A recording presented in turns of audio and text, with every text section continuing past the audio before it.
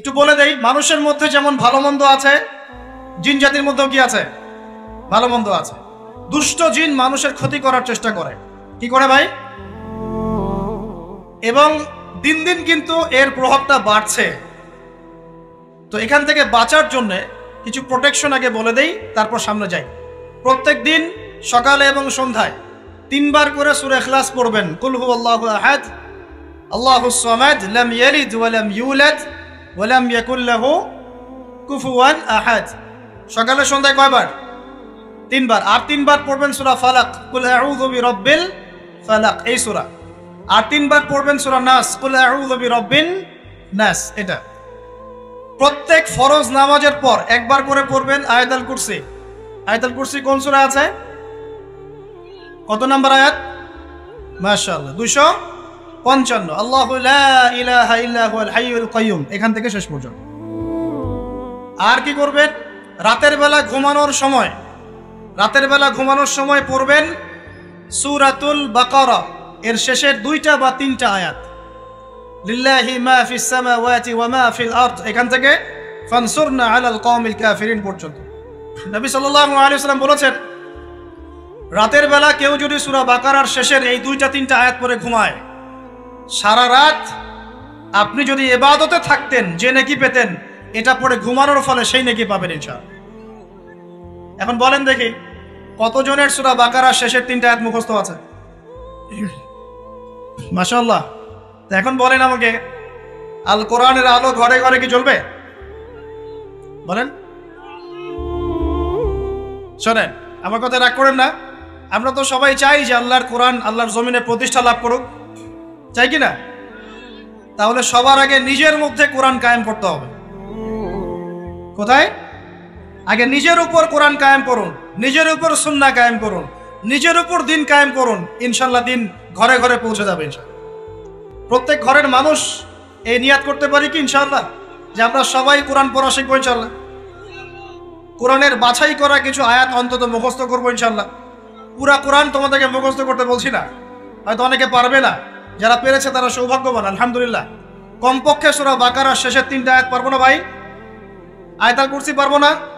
সূরা ফালাক, সূরা নাস, সূরা ইখলাস, সূরা কাফিরুন, সূরা হাশরের শেষের 3টা আয়াত, সূরা কাহাফ এর প্রথম 10 শেষ 10 আয়াত, সূরা কাহাফ প্রথম 10 শেষ 10 আয়াত, সূরা সফফাত এর প্রথম 10 আয়াত, সূরা আর রহমান, সূরা ইয়াসিন, সূরা মুলক। এই যে কমন জিনিসগুলো, এগুলো মুখস্থ করতে পারবো না ভাই ইনশাআল্লাহ? আল্লাহ পাক সবাইকে তৌফিক দান করুন, বলি আমিন। আর এখন যারা বিয়ে শাদী করেন নাই, নিয়াত করেন যে আপনাদের ঘরে যে সন্তান আসবে, আচ্ছা সন্তানের আগে বউয়ে আসে নাকি? আচ্ছা, যারা বিয়ে শাদী করেন নাই নিয়াত করেন, দিনদার, মুত্তাকি, পরহেজগার, কোরআনওয়ালা মেয়ে ছাড়া বিয়ে করার দরকার নাই। বাস বাস বাস বাস বাস। শোনেন, এর মানে এই নয় যে খালি মাদ্রাসার মেয়েদেরকে বিয়ে করবেন, বরং এমন অনেক দিনী বোন আছেন আমাদের স্কুল কলেজ ইউনিভার্সিটিতে পড়েন, তারা অনেক বেশি দিন চর্চা করেন মাশাআল্লাহ। আমি বলেছি কোরআনওয়ালা দিনদার পর্দাশীল নারী বিয়ে করবেন। এবং দ্বিতীয় নিয়াত করেন, যে সন্তানই হবে কমপক্ষে একটা সন্তানকে হাফেজে কোরআন বানাবেন ইনশাআল্লাহ, একটা সন্তানকে আলেম বানাবেন ইনশাআল্লাহ। আপনার মেয়ে হলে সেই মেয়েকে আয়েশা রাদিয়াল্লাহু আনহার মতো বানান ইনশাআল্লাহ। আপনার ছেলে হলে আপনার ছেলেকে আবু বকর, ওমর, ওসমান, আলী রাদিয়াল্লাহু আনহুম আজমাইন তাদের আদর্শে গড়ে তোলেন ইনশাআল্লাহ। পারা যাবে না ভাই? যখন ঘরে ঘরে কোরআনওয়ালা মানুষ তৈরি হবে না, আল্লাহর জমিনে আল্লাহর দিন এমনি প্রতিষ্ঠা হয়ে যাবে ইনশাআল্লাহ। বাতিল কোন দিক পালিয়ে যাবে ঠিক নাই? সবকিছু শেষ আছে না বলেন তো? সবকিছু শেষ আছে। নমরুদ আছে না নাই? দুনিয়াতে আছে। মানুষ তার নামও স্মরণ করে। যখন সে দুনিয়া ছিল মনে হচ্ছিল দুনিয়াটাই তার, তখন মনে হচ্ছিল কি দুনিয়াটাই নমরুদের। ফেরাউন দুনিয়া আছে না নাই? আছে। তার নামও কি মানুষ স্মরণ করে? যখন ফেরাউনের রাজত্ব ছিল, যুগ ছিল, তখন মনে হতো যে পুরো দুনিয়াটাইও। কথা বুঝতে পারছেন না? এরকম প্রত্যেক যুগে যুগে। আজ জাতির নাম শুনেছেন? আজ জাতি এই তাল গাছের সমান লম্বা চওড়া ছিল এক একজন। বিশ্বাস করছেন না? তাল গাছের সমান লম্বা চওড়া ছিল। এবং পাহাড় কেটে কেটে তারা বাড়িঘর নির্মাণ করত। তাদের কাছে আল্লাহ পাক নবী হিসেবে পাঠিয়েছিলেন হুদ আলাইহিস সালামকে। কোন নবী? সূরা হুদ পড়ে দেখবেন। আপনি যদি কবিতা, সাহিত্য, ছন্দ এগুলো পছন্দ করেন তাহলে সূরা হুদ আপনার জন্য। সুবহানাল্লাহ। আপনি যদি কবিতা, সাহিত্য, ছন্দ, বালাগাত পছন্দ করেন, সূরা আর রহমান আপনার জন্য, সূরা হুদ আপনার জন্য, সূরা শুআরা এগুলো আপনার জন্য। এত চমৎকার কাব্যিক বিন্যাস আছে, কবিতার ছন্দে ছন্দে উপন্যাস ব্যাখ্যা করা হয়েছে বলে। সুবহানাল্লাহ। মানুষ তো কোরআনকে মূল্যায়ন করে না।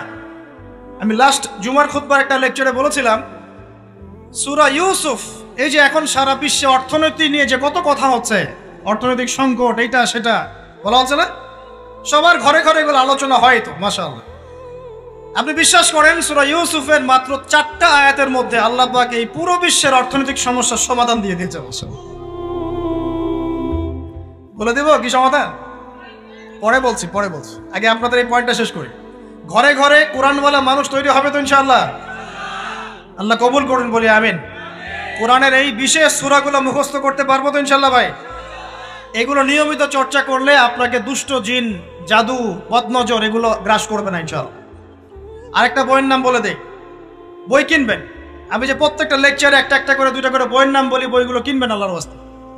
আজকে শুধু একটা বইয়ের নাম বলবো না, আজকে আমি এমন একজন রাইটারের নাম বলে দিব যে রাইটারের সবগুলো বই বাসায় কিনবেন আপনারা ইনশাআল্লাহ। যদি আপনি এই রাইটারের, এই আলেমের সবগুলো বই বাসায় রাখতে পারেন এবং চর্চা করতে পারেন, ইনশাআল্লাহ আপনি সিরাতুল মুস্তাকিমেই থাকবেন ইনশাআল্লাহ। আমি আপনার জিম্মেদার হচ্ছি ইনশাআল্লাহ। যদি আপনি পথভ্রষ্ট না হয়ে যান, এই বইগুলোতে এত চমৎকার করে গাইডলাইন দেওয়া আছে, আপনি ইনশাআল্লাহ সঠিক পথেই থাকবেন। নামটা বলে দিব, সবার প্রিয় আলেম, পুরো বিশ্বের, শুধু বাংলাদেশের নয়, অন্যতম একজন প্রিয় আলেম, বিদগ্ধ আলেমে দ্বীন আল্লামা মুফতি তকি উসমানী দামাত বারাকাত। নাম শুনেছেন? এই নামটা শুনেছেন? আচ্ছা, তার অনেক বই আছে, প্রায় 200, 300, 400 মতো। সবগুলা বই বাসায় কিনবেন ইনশাআল্লাহ। ইবাদত নিয়ে বই আছে, মুআমালাত নিয়ে বই আছে, তাসাউফ নিয়ে বই আছে, জিকির নিয়ে বই আছে, অর্থনীতি নিয়ে বই আছে, ওয়ার্ল্ড অ্যাফেয়ার্স নিয়ে বই আছে, প্রতিটা সাবজেক্ট ধরে ধরে বই আছে। কোথায় পাবেন? এই তো অনলাইনে অনেক বুকশপ আছে না, এগুলোতে পাবেন। বাংলা বাজারে, ঢাকায় পাবেন। এগুলো অনুবাদ হয়ে গেছে আলহামদুলিল্লাহ। এবং বাংলাদেশে অনেক স্টুডেন্ট আছে তার হাতে গড়া, তাদের এলেম, তাদের আমল, তাদের আখলাক দেখলে পরকালকে চেনা যায়। মাশাআল্লাহ। বই কিনতে পারবেন তো একটু ইনশাআল্লাহ? আরে ভাই, ইউনিভার্সিটির ক্যান্টিনে বসলেই তো 100 টাকা শেষ হয় আপনার। আর ক্যান্টিনে যদি বোরখাওয়ালা কাউকে নিয়ে বসেন তাহলে তো শেষ। এখন সহি প্রেম করে মানুষ। এক ভাই প্রশ্ন করেছে সেদিন, কালকেই, যে সে দিনের পথে ফিরে এসেছে কিন্তু তার গার্লফ্রেন্ডকে বলতে পারে না। তো বলছে, ভাই, তাকে দাওয়াত দেওয়ার খাতিরে হলেও কি ফোনে কথা বলা যাবে? কি উত্তর দিব বলেন? আপনি পবিত্র হতে যাচ্ছেন কিনা? পবিত্র হতে যাচ্ছেন, পবিত্র পথে আসতে যাচ্ছেন, তাহলে অপবিত্র পথে আবার কেন ফিরে যাবেন? এগুলো কি হালাল না হারাম? আল্লাহ পাক বলেছেন, লা তাকরাবু জিনা, জিনার ধারের কাছেও যেও না, ধারের কাছেও যেও না। দেখেন, এই একই কথা আল্লাহ পাক আদম এবং হাওয়া আলাইহিস সালামকে এইরকম শব্দে বলেছিলেন, ওয়ালা তাকরাবা হাযিহিশ শাজারা, তোমরা এই গাছের ফল খেও না এমন নয়, তোমরা এই গাছের কাছেও যেও না। আমার কথা কি বুঝতে পারছেন? মানে এই বাঁশ অতিক্রম করে এসো না এমন নয়, এই বাঁশের কাছেও বসবা না। বুঝতে পারছেন কথা? একইভাবে আল্লাহ বলছেন, ওয়ালা তাকরাবু জিনা, তোমরা জেনা করো না এমন নয়, জেনার কাছেও। ফিজিক্যাল রিলেশন তো অনেক দূরের কথা, হারাম। আপনি ফোনেও কথা বলবেন না, আল্লাহ পাক তৌফিক দান করলেন। আপনি যদি পবিত্র থাকতে পারেন, ইনশাআল্লাহ তাআলা আল্লাহ পাক আপনাকে আপনার উপযুক্ত পাত্রে দিবেন ইনশাআল্লাহ। আর যদি আপনি পবিত্র থাকতে না পারেন, এমন হতে পারে হয়তো আপনি পবিত্র কাউকে পান নাই, হতে পারে কিনা? আচ্ছা প্রিয় ভাইয়েরা, বইটা কিনবেন। বইটার নাম, দোয়ার বইটার নাম হলো হিসনুল মুসলিম। কি নাম? হিসনুল মুসলিম। যদি কিনতে না পারেন, ওই যে প্লে স্টোরে ঢোকেন, প্লে স্টোরে ঢুকে দেখবেন যে একটা অ্যাপস আছে হিসনুল মুসলিম। এখানে যতগুলো দোয়া আছে সবগুলো দোয়া আগামী 1 বছরের মধ্যে মুখস্থ করবেন। রাজি আছেন কিনা? আর এখানে সকাল সন্ধ্যায় পড়ার জন্য কিছু দোয়া আছে, সকাল সন্ধ্যায় পড়ার। এই দোয়াগুলো আল্লাহর ওয়াস্তে মুখস্থ করবেন। পারবেন ইনশাআল্লাহ? আল্লাহ তৌফিক দান করে দেবেন। আর একটা আমল বলে দিব, তারপর সামনে যাব। সেটা হলো 5 ওয়াক্ত নামাজ তো পড়েন মাশাআল্লাহ, নাকি? কারা কারা নামাজ 5 ওয়াক্ত পড়েন হাত তোলেন দেখি। আলহামদুলিল্লাহ, মাশাআল্লাহ, হাত নামান। আর যারা নামাজ পড়েন না তাদেরকে আমি একটা হাদিস শোনাবো, একটা হাদিস শুনবেন। নবী সাল্লাল্লাহু আলাইহি ওয়াসাল্লাম বলেছেন, قال النبي صلى الله عليه وسلم بين العبد وبين الكفر والشرك ترك الصلاة। আল্লাহ পাকের বান্দা আর একজন কাফের মুশরিকের মধ্যে পার্থক্যই হচ্ছে নামাজ। আল্লাহ পাকের বান্দা মানে মুমিন মুসলিম এবং একজন কাফের মুশরিকের মধ্যে পার্থক্য কি? মান তারাকা সালাতান মুতাআম্মিদান ফাকাদ বারিয়াত মিন যিম্মাতিল্লাহ। কেউ যদি ইচ্ছাকৃতভাবে তার উপর ফরজ নামাজকে ছেড়ে দেয়, সে যেন আল্লাহ পাকের জিম্মেদারি থেকে মুক্ত হয়ে গেল। অন্য হাদিসে আছে মান তারাকা সালাতান মুতাআম্মিদান ফাকাদ কাফার। কেউ যদি ইচ্ছা করে নামাজ ছেড়ে দেয়, সে ব্যক্তি কুফরি করলো, বলে নাউযুবিল্লাহ। আমরা কি কুফরি করতে চাই নাকি ভাই? নামাজের কথা বলেছি, 5 ওয়াক্ত নামাজ কারা কারা পড়েন না হাত তোলেন এবার। আচ্ছা, লজ্জার কিছু নাই। এখন আমার সাথে তওবা করেন, আমার সাথে তওবা করেন, বলেন আস্তাগফিরুল্লাহ আল্লাযী লা ইলাহা ইল্লা হুয়াল হাইয়ুল কাইয়্যুম ওয়া আতুবু ইলাইহি। আল্লাহর কাছে সাক্ষী রেখে বলেন, আল্লাহ, আমি জীবনে যত রাকাত নামাজ ছেড়ে দিয়েছি এর জন্য আমাকে মাফ করে দাও। ইনশাআল্লাহ আগামী জীবনে আমি বিনা ওজরে 1 ওয়াক্ত নামাজও বাদ দিব না ইনশাআল্লাহ। রাজি আছেন ইনশাআল্লাহ? বাস এই একটা নসিহত যদি আজকে আপনারা আমল করতে পারেন, ইনশাআল্লাহ আজকের মাহফিল সফল করা যাবে। আর বই কিনতে বললাম, 1 নাম্বার কোন বই বলেন? ইসনুল। আর কোন আলেমের নাম বলেছে? আল্লামা, জোরে বলেন। তার অনেকগুলো বই আছে, কেনার চেষ্টা করবেন তো ইনশাআল্লাহ।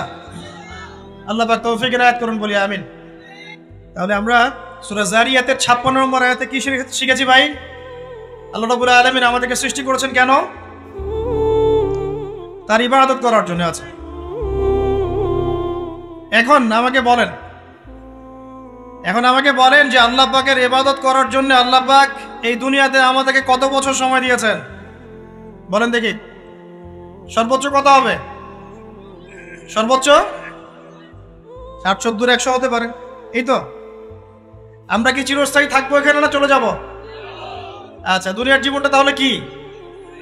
আল্লাহ পাক বলছেন, আল্লাযী খালাকাল মাউতা ওয়াল হায়াতা লিয়াবলুয়াকুম আইয়ুকুম আহসানু আমালা। আল্লাহ পাক জীবন মৃত্যু সৃষ্টি করেছেন কেন? আল্লাহ পাক পরীক্ষা করার জন্য যে এই দুনিয়ার জীবনে আমলে কে শ্রেষ্ঠ, আমলে কে শ্রেষ্ঠ। দুনিয়ার জীবনে আসার উদ্দেশ্য পেয়েছি আল্লাহর ইবাদত করা, এখন পেলাম আল্লাহ জীবন মৃত্যু কেন সৃষ্টি করেছেন? আমলে পরীক্ষা করার জন্য যে কে শ্রেষ্ঠ হচ্ছে। আমাদের উদ্দেশ্য কি? আমাদের উদ্দেশ্য হচ্ছে পুলসিরাত পার হয়ে জান্নাতে যাওয়া। উদ্দেশ্য কি? পুলসিরাত পার হয়ে জান্নাতে যাওয়া। সূরা আলে ইমরানের 185 নম্বর আয়াতে আল্লাহ পাক বলেছেন, কুল্লু নাফসিন যায়িকাতুল মাউত। প্রত্যেকটা নফস মৃত্যুর স্বাদ গ্রহণ করবে, এরপর কিয়ামতের মাঠে তাদের আজর তাদেরকে পূর্ণ মাত্রায় বুঝিয়ে দেওয়া হবে। আল্লাহ পাক বলছেন, ফামান যুহজিহা আনিন নারি ওয়া উদখিলাল জান্নাতা ফাকাদ ফাজ। ওই দিন যে ব্যক্তিকে জাহান্নাম থেকে বাঁচানো হবে এবং জান্নাতে প্রবেশ করানো হবে, সেই ব্যক্তি হচ্ছে সফল। কথা ঠিক কিনা? তাহলে উদ্দেশ্য পেলাম তো, আমাদের গন্তব্য পেলাম তো। আমাদের গন্তব্য কি তাহলে? জান্নাত। এখন এই দুনিয়ার জীবনে আমরা সর্বোচ্চ হয়তো 100 বছর বাঁচবো, আল্লাহ ভালো জানেন, তাই তো? এই দুনিয়ার জীবনের এই হায়াতের সবচেয়ে ইম্পর্টেন্ট টাইমটা কোনটা বলেন? সবচেয়ে ইম্পর্টেন্ট টাইম কোনটা? যৌবন কিনা? যৌবন কাকে বলে? যৌবন কাকে বলে? কত বছর থেকে কত বছর পর্যন্ত? 20 থেকে 40 বা 15 থেকে 40 বা 20 থেকে 50, এই তো। আচ্ছা, এই বয়সের মধ্যে কারা কারা আছেন হাত তোলেন দেখি। মাশাআল্লাহ, সবাই তো দেখে এই বয়সে হাত নামান। এখন এই বয়স সম্পর্কে আগে 2টা হাদিস শোনেন, আমার দিকে তাকান, তারপরে আমি বলছি অবস্থা কি, করণীয় কি। আমি বলেছি যুবকদেরকে কিছু নসিহত করবো আজকে, নিয়াত করেছি, ঠিক আছে ভাই? আচ্ছা, যুবকদের সম্পর্কে প্রথম হাদিস, রাসূল সাল্লাল্লাহু আলাইহি ওয়াসাল্লাম বলেছেন, কিয়ামতের মাঠে মানুষ যখন উঠবে, আমরা উঠবো কিনা? আচ্ছা, নাকি উঠবো না? যারা আগুনে পুড়ে গেছে তারা উঠবে কিনা? যারা পানিতে ডুবে গেছে, যাদের লাশও খুঁজে পাওয়া যায় নাই, উঠবে কিনা? উঠবে। আচ্ছা, যখন মানুষ উঠবে তখন তাকে 5টা প্রশ্ন করা হবে। কয়টা ভাই? এই 5টা প্রশ্নের আগে সে তার পা সামনেও ফেলতে পারবে না, পিছনেও ফেলতে পারবে না। আমরা কি একটু চিন্তা করতে পারছি কত ভয়ঙ্কর হবে বিষয়টা? এই সামান্য গরমে আমাদের অবস্থা খারাপ, সূর্য সেদিন সামনে নিচে, আর মানুষ উঠে দাঁড়িয়ে আছে, তাদেরকে 5টা প্রশ্ন করা হবে। যতক্ষণ পর্যন্ত প্রশ্নের উত্তর দিতে পারছে না, সামনেও যেতে পারবে না, পিছনেও আসতে পারবে না, পা নড়াতে পারবে না। 1, তোমার পুরো জীবনটা তুমি কোন কাজে ব্যয় করেছো? উত্তর কি রেডি আছে আমাদের কাছে? আমরা কি বলতে পারবো হে আল্লাহ আমরা আমাদের পুরো জীবন তোমার ইবাদত করে কাটিয়েছি? 2, তোমার যৌবন স্পেশালি তুমি কোন কাজে ব্যয় করেছো? তোমার যৌবন তুমি স্পেশালি কোন কাজে ব্যয় করেছো? যুবকরা কি উত্তর দেওয়ার জন্য প্রস্তুত আছে যে আমাদের যৌবন আমরা আল্লাহর পথে কাটিয়েছি? সবাই কি বলতে পারবো? 3 নাম্বার, তোমার রিজিকের উৎস কি ছিল? কোন পথে সম্পদ অর্জন করেছো? 4 নাম্বার, কোন পথে সম্পদ ব্যয় করেছো? কোন কোন খাতে সম্পদ ব্যয় করেছো? আমরা কি আমাদের আয় এবং ব্যয়ের হিসাব দেওয়ার জন্য প্রস্তুত? 5, তোমাকে আমি যে জ্ঞান দিয়েছিলাম সেই জ্ঞান অনুযায়ী আমল করেছো কিনা? আল্লাহ পাক আমাকে আপনাদের সবাইকে তৌফিক দান করে নেন, জানা অনুযায়ী আমল করার তৌফিক দান করে নেন। এই 5টা প্রশ্নের মধ্যে যৌবন গান ইম্পর্টেন্ট কিনা ভাই? গুরুত্বপূর্ণ কিনা? মাথায় রাখি। আল্লাহ রাব্বুল আলামিন সূরাতুজ যারিয়াত এর 56 নম্বর আয়াতে বলেছেন, বিসমিল্লাহির রহমানির রহিম, আল্লাহ তাআলা বলেন, ওয়ামা খালাকতুল জিন্না ওয়াল ইনসা ইল্লা লিয়াবুদুন। আমাদের আল্লাহ, আমাদের রব, তিনি বলেন আমি জিন এবং মানব জাতিকে শুধুমাত্র আমার ইবাদত করার জন্যই সৃষ্টি করেছি। আমি জিন এবং মানব জাতিকে শুধুমাত্র আমার ইবাদত করার জন্যই সৃষ্টি করেছি। তাহলে আমরা জানতে পারলাম যে আল্লাহ রাব্বুল আলামিন কি উদ্দেশ্যে আমাদেরকে সৃষ্টি করেছেন। কি উদ্দেশ্যে ভাই? আরো জানতে পারলাম আল্লাহ পাক শুধু মানুষকেই ইবাদত করার জন্য সৃষ্টি করেন নাই, জিনদেরকেও সৃষ্টি করেছেন। এখন আপনারা কি জিনে বিশ্বাস করেন? এখন বিজ্ঞান যদি বলে জিন বলতে কিছু নাই, তাহলে আপনি বিজ্ঞান মানবেন না কোরআন হাদিস মানবেন? এখন জোর গলায় বললেন যে আমি কোরআন হাদিস মানব, কিন্তু কিছু মানুষ যদি বলে জিনদেরকে তো দেখাও যায় না, ছোঁয়া যায় না, তারা কঠিন না, তরল না, বায়বীয়, এটা ল্যাবে বসে প্রমাণ করা যায় না, তাহলে আমরা যে দেখি না, জানি না, অস্তিত্ব প্রমাণ করতে পারছি না ল্যাবে বসে, তাহলে কেন আমরা তাকে বিশ্বাস করব? এরকম প্রশ্ন ছুড়ে দিলে আপনি কি উত্তর দিবেন? নাউজুবিল্লাহ তো বলবেন, উত্তর কি দিবেন? কেন জিনে বিশ্বাস করেন? এই তো আটকে গেছেন। আর যদি জোর গলায় বলেন না কোরআন এবং হাদিসে আছে বলেই বিশ্বাস করি, তখন আমি যদি বলি যে আপনার দর্শনটা তাহলে মৌলবাদী দর্শন, আপনি কোরআন হাদিসে যা আছে চোখ বন্ধ করে বিশ্বাস করেন, প্রমাণ করতে তো পারছেন না, তখন কি বলবেন? আচ্ছা, আমি ভেঙে দিচ্ছি। কারণ আল্লাহ পাক বলছেন আমি জিন এবং মানব জাতিকে শুধুমাত্র আমার ইবাদত করার জন্যই সৃষ্টি করেছি। তার মানে প্রমাণ হয়ে গেল জিন জাতি বলতে কিছু আছে। কথা ঠিক না বেঠিক? প্রমাণটা কে করলেন? এখন আল্লাহ রাব্বুল আলামিন মানুষকে সঠিক পথ দেখানোর জন্য তার পক্ষ থেকে কিছু ওহী নাজিল করেন। কি নাজিল করেন? যেমন মুসা আলাইহিস সালামের যুগে নাজিল করা হয়েছিল তাওরাত, ঈসা আলাইহিস সালামের যুগে নাজিল করা হয়েছিল কি? ইনজিল। দাউদ আলাইহিস সালামের সময় কি নাজিল করা হয়েছিল? জাবুর। আর শেষ নবী মুহাম্মদ সাল্লাল্লাহু আলাইহি ওয়াসাল্লামের উপর কি নাজিল করা হয়েছে? কোরআন। এখন আমরা যদি বিশ্বাস করি যে আল্লাহর পক্ষ থেকে কোরআন নাজিল হয়েছে, তাহলে এটা তো মেনে নিতেই হবে যে কোরআনে যা আছে সব সত্য, তাই তো? আল্লাহ পাক কি মিথ্যা বলতে পারেন? নাউজুবিল্লাহ। এখন কোরআন এবং হাদিসের অনেক বিষয় আমরা প্রমাণ করতে সক্ষম হই আমাদের ক্ষুদ্র জ্ঞানে, আবার এমন অনেক বিষয় আছে যেগুলো আমরা আমাদের ক্ষুদ্র জ্ঞানে প্রমাণ করতে পারি না। যেমন ফেরেশতার অস্তিত্ব কি আমরা প্রমাণ করতে পেরেছি? আপনি কি ল্যাবে প্রমাণ করতে পারবেন? জিন জাতির অস্তিত্ব আমরা কি চোখে দেখে প্রমাণ করতে পারবো? কবরে আযাব দেওয়া হয়, আপনি কি এটা দেখে প্রমাণ করতে পারবেন? রূহ বা আত্মা বলে কিছু আছে আমাদের দেহের মধ্যে, এটা কি আপনি প্রমাণ করতে পেরেছেন? অনেক সময় মুমিন ব্যক্তি স্বপ্ন দেখে এবং স্বপ্নগুলো সত্য হয়, হয় কি না? এবং হাদিসে এসেছে শেষ জামানায় মুমিন ব্যক্তির স্বপ্ন কিন্তু সত্য হবে বেশি বেশি। তো এখন এই যে এমন কিছু বিষয় যেগুলো আমরা বাহ্যিক জ্ঞান দিয়ে প্রমাণ করতে পারছি না, কিন্তু আল্লাহ রাব্বুল আলামিন বলেছেন এগুলো সত্য, আমরা চোখ বন্ধ করে বিশ্বাস করি কিনা? বিশ্বাস করেন কিনা? জান্নাত দেখেছেন? জাহান্নাম দেখেছেন? না দেখে বিশ্বাস করি কিনা? ইমানের কয়টা পিলার বলেন তো দেখে ভাই? কয়টা? ছয়টা। কয়টা?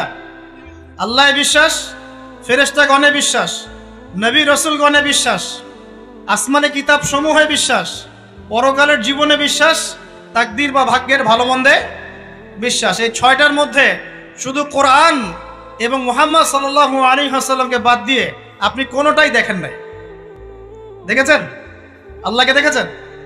ফেরেশতা মণ্ডলী, আগের আসমানি কিতাবগুলো, মুহাম্মদ সাল্লাল্লাহু আলাইহি ওয়াসাল্লামকে সাহাবীরা দেখেছেন, আপনি কি দেখেছেন? আগের নবী রাসূলদেরকে দেখেছেন? পরকালের জীবন দেখেছেন? তাকদীর বা ভাগ্যের ভালো মন্দ দেখেছেন? এই যে না দেখে যে আমরা বিশ্বাস করছি, এটার নাম হচ্ছে গায়েবে বিশ্বাস। কিসে বিশ্বাস? এটাই আল্লাহ পাক বলছেন আলিফ লাম মিম যালিকাল কিতাব লা রাইবা ফিহি। আলিফ লাম মিম, এটা এমন একটা কিতাব যেই কিতাব নিয়ে কোনো সন্দেহ সংশয় নাই। হুদাল লিল মুত্তাকিন, এই কিতাব মুত্তাকিদেরকে পথ দেখাবে। কারা মুত্তাকি? আল্লাযীনা ইউমিনুনা বিল গায়বি, যারা এই অদৃশ্যে বিশ্বাস করে। বলেন সুবহানাল্লাহ। আল্লাহ পাকের আদেশ পালন করার নিমিত্তে, তার ইবাদত করার নিমিত্তে আমরা আল্লাহ পাকের এই আদেশগুলোকে না দেখেই বিশ্বাস করি। এখন কিছু মানুষ বলতে পারে তাহলে এগুলোর বৈজ্ঞানিক ব্যাখ্যা কি? উত্তর হচ্ছে এই যে কোরআন এবং হাদিসের সবকিছুকে বৈজ্ঞানিক ব্যাখ্যার মানদণ্ডে উত্তীর্ণ হয়ে আসতে হবে জরুরি না এটা। কারণ বিজ্ঞানের অনুসিদ্ধান্তগুলো সময়ে সময়ে বদলে যায়। আল্লাহ রাব্বুল আলামিনের বিধান কখনো বদলাবে না ইনশাআল্লাহ। কথা কি বুঝতে পারছেন? আর আল্লাহ রাব্বুল আলামিন আমাদেরকে অসীম জ্ঞান দিয়ে সৃষ্টি করেন নাই, ক্ষুদ্র জ্ঞান দিয়ে সৃষ্টি করেছে। আমরা আমাদের ক্ষুদ্র জ্ঞানে এতটুকু প্রমাণ করতে পারবো না। ভালো করে বোঝেন, আমরা আমাদের ক্ষুদ্র জ্ঞানে এতটুকু প্রমাণ করতে পারবো না যে আগামীকাল আপনার সাথে কি ঘটবে। বলতে পারবেন? কেউ পারবে? তো যে মানুষ তার সাথে আগামীকাল কি ঘটবে সেটাই বলতে পারছে না, সেই মানুষ কি আল্লাহ রাব্বুল আলামিনের এই মহাবিশ্বের অসীম জ্ঞানের অতল তলে ডুব দিতে পারবে? আমি বলছিলাম ইমানের 6 পিলার কি আপনি চোখে দেখেছেন? তারপরে বিশ্বাস করি কিনা ভাই? আচ্ছা, এখন আমরা এই জায়গায় ছিলাম যে আল্লাহ পাকের জ্ঞানটা অসীম। আল্লাহ পাকের জ্ঞান কি ভাই? আমি অসীমের একটা উদাহরণ দিয়ে বোঝাচ্ছি। মনে করেন এখানে আমরা যারা উপস্থিত আছি, আমরা সবাই জান্নাতে চলে গেলাম, মনে করেন, আল্লাহ কবুল করুন। জান্নাতে যাওয়ার পরে কি সময় শেষ হয়ে যাবে? না, সময় আরো চলতে থাকবে। আচ্ছা, জান্নাতে যাওয়ার পরে 1 কোটি, 2 কোটি, 5 কোটি, 10 কোটি, 100 কোটি বছর পর এই জান্নাতীরা কি করবে, কি খাবে, কোথায় ঘুরবে, কোথায় ফিরবে, আল্লাহ রাব্বুল আলামিন এখনই সেটা জানেন। আলহামদুলিল্লাহ, বলেন আল্লাহু আকবার। আল্লাহকে চিনি একটু, আল্লাহ পাক এখনই সেটা জানেন, এই মুহূর্তে জানেন। যদি এখানে কোনো ভাই থাকেন, ফর এক্সাম্পল অমুক ভাইয়ের নাম আব্দুল্লাহ, এই ভাই মনে করেন জান্নাতে যাবেন ইনশাআল্লাহ, কথার কথা বলছে, কথার কথা। এখন তিনি জান্নাতে যাওয়ার 100 কোটি বছর পরে কোন হুরের সাথে কোথায় ঘুরে বেড়াবেন আল্লাহ পাক এখনই তা জানেন। আল্লাহ পাককে চিনতে শেখুন। আবার আমাদের মধ্যে আল্লাহ না করুক কেউ যদি জাহান্নামে যায়, সে ব্যক্তি জাহান্নামে যাওয়ার কোটি কোটি বছর পর কি আযাব ভোগ করবে আল্লাহ পাক এখনই এই মুহূর্তে সেটা জানেন। আলহামদুলিল্লাহ। এবং আগেও জানতেন। আল্লাহ পাকের কোনো শুরু নাই, আল্লাহ পাকের কোনো শেষ নাই। আল্লাহ পাকের কোনো শুরু নাই, আল্লাহ পাকের কোনো শেষ নাই। এমন নয় যে আল্লাহ পাক আমাদেরকে সৃষ্টি করে সৃষ্টিকর্তা হয়েছেন, রিজিক দাতা হয়েছেন, পালন কর্তা হয়েছেন, এমন নয়। সৃষ্টি করার আগে থেকেই আল্লাহ পাক সৃষ্টিকর্তা, পালনকর্তা, রিজিক দাতা সবকিছুই ছিলেন। বলেন আল্লাহু আকবার। আল্লাহ পাক একজন, তার কোনো শরীক নাই। আল্লাহ রাব্বুল আলামিনের জ্ঞান অসীম। এটার উদাহরণ হাদিসে দেওয়া হয়েছে এভাবে যে মুসা এবং খিদির আলাইহিস সালাম নৌকায় সফর করছেন, একটা পাখি এসে নদী থেকে 1 ফোঁটা পানি খেয়ে চলে গেল। তখন খিদির আলাইহিস সালাম বলছেন, হে মুসা, এই পাখিটা নদী থেকে যতটুকু পানি পান করতে পেরেছে, এই পানিটুকু হচ্ছে পুরো পৃথিবীর সমস্ত মাখলুকের জ্ঞান। আর এই পুরো নদীতে যত পানি আছে, এই সাগরে যত পানি আছে, এগুলো হলো আল্লাহ রাব্বুল আলামিনের জ্ঞান। আমি কি বুঝাতে পারছি ভাই? এখন সেই আল্লাহ রাব্বুল আলামিন যখন কোনো বিষয়কে সত্য বলবেন, সেটা সত্য কিনা? আল্লাহ পাক এখন বলছেন, আমি জিন আর মানব জাতিকে শুধু আমার ইবাদত করার জন্য সৃষ্টি করেছি, তার মানে জিন সত্য কিনা? আচ্ছা,